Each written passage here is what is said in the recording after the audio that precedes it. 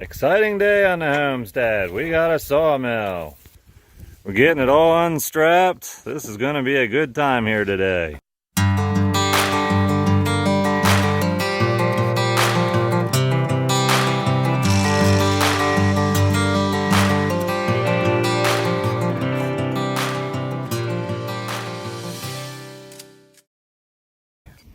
She is a beauty. Too cool. Even brought the equipment to unload it. And he brought me a wheelbarrow. Alright, we've got the skid loader coming up the lane.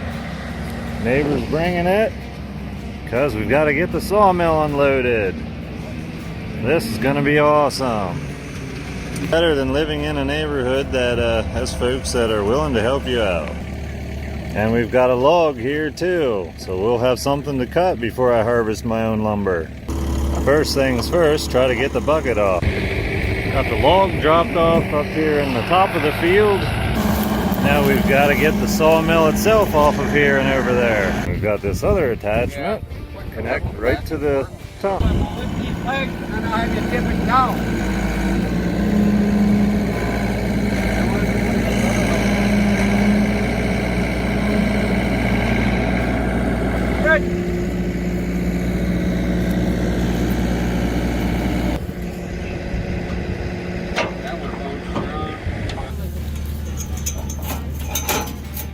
You can start going back.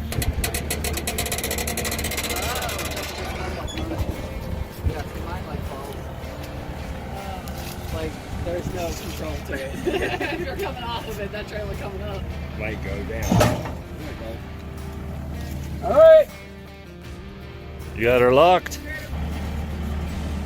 I just want to slam back up because it'll hit that. Perfect. Nate, you're coming.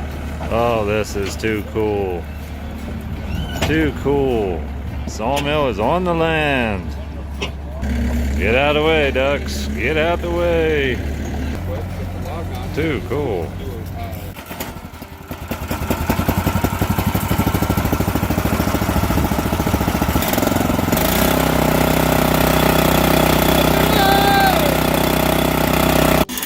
Okay. That makes sense.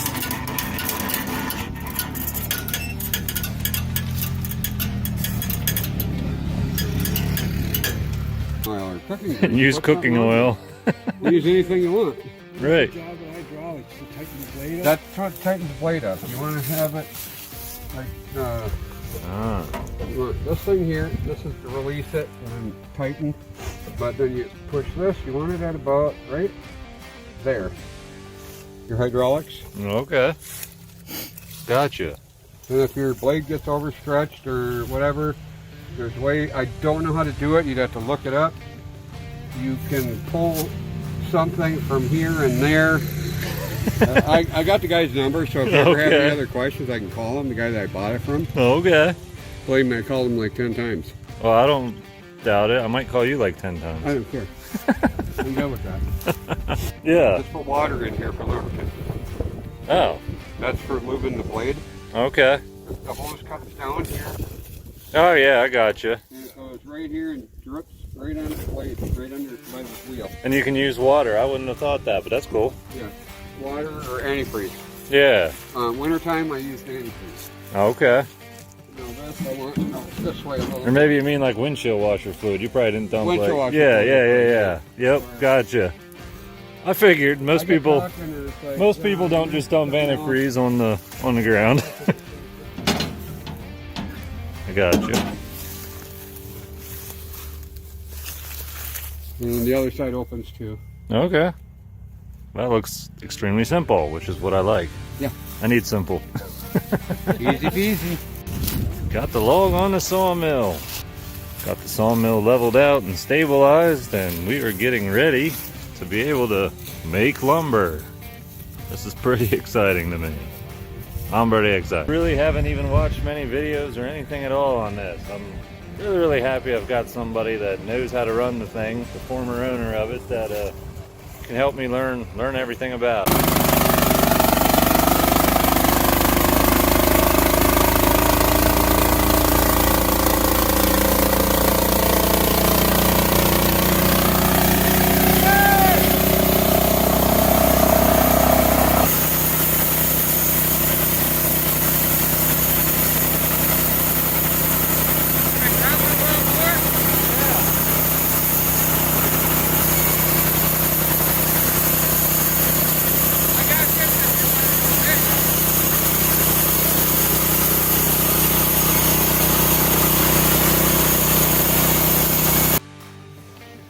Had the sawmill for over a week now, and I've been tinkering around with it. I've pretty much been running it every other day, something like that, just trying to make sure that everything is working good. One of the biggest problems I had was when my mill would get towards the end of the log, it would actually end up digging down into the board and stalling out. So it was the log was essentially pushing up on the board, and I was like, oh, what's going on? What's up with that? And you know, you can see my bracing isn't amazing, but I actually ended up needing to raise the back end up because this was sinking into the ground when the machine got down here, and you can see it's not perfectly straight, but it's quite close now. And so the sawmill would push down on the rails. I guess they're called rails. That's what I'm calling them.